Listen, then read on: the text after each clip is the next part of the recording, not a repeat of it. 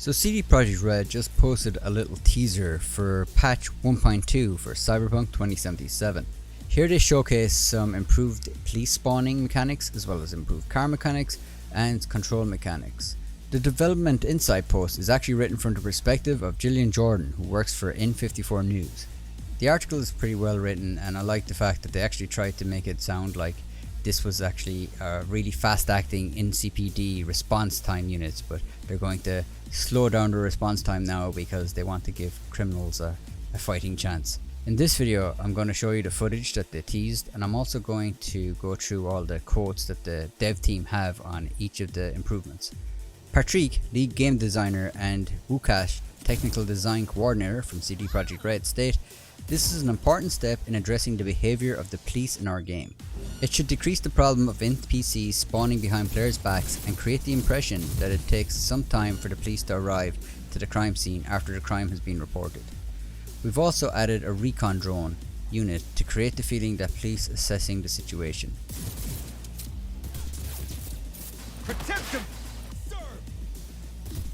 Analyzing feedback on our driving model suggests a lot of players were having issues with the speed of the steering. Most complaints came from players using keyboards on PC or were on platforms with lower frame rates and centered around how hard it was to keep your car off the sidewalks and such. We have added a steering sensitivity slider to the options menu.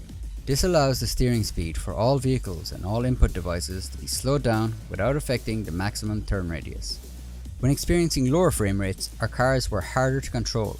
We traced this to some code that wasn't handling extreme changes in frame rates properly.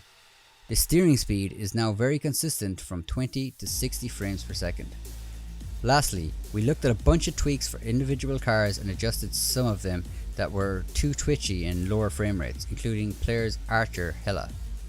This comes from Seamus, senior vehicle programmer in CD Projekt Red.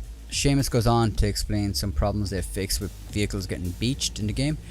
He says, "There are cases where our vehicles can get beached or high centered on stuff in Night City. We have now added an unstuck feature that kicks in when you are accelerating and not moving. While holding down the accelerator, you can now rock the vehicle forward and back or rotate it left and right." They've also explained there will be some improvements with the dodge actions in the game. Wojtek, tools programmer for CD Projekt Red, explains, "Dodge on double tapping and movement key can be turned off in the control settings.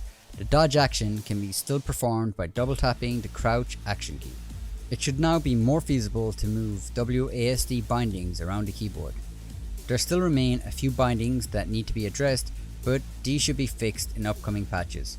So it's really good that they've addressing the spawning issues of the NPC, but I really hope they address the spawning issues from racing, because it's really annoying when you're in races that if you crash by a second that suddenly the cars just fly by you, because they're just spawning right behind you constantly. It's not even a real race. But my main concerns with the game were definitely on how NPCs are reacting to you as a player in the world, so I really want to see more improvements like that in the game. A lot of these things that they're improving have actually been done with mods and stuff online, but I think this is a big thing for console players who don't have the luxury of just installing a mod and improving the AI and the NPCD. Personally, I do have a few more small things that I want to play in the game that I have yet to complete, so I am actually kind of waiting for a more stable, improved version of it to come on so I can do that. But I'd really like to know what your opinions on this patch 1.2 is. Are you looking forward for it? Let me know in the comments below. Well, that's it, people. I just wanted to give you a quick update on the state of Cyberpunk 2077.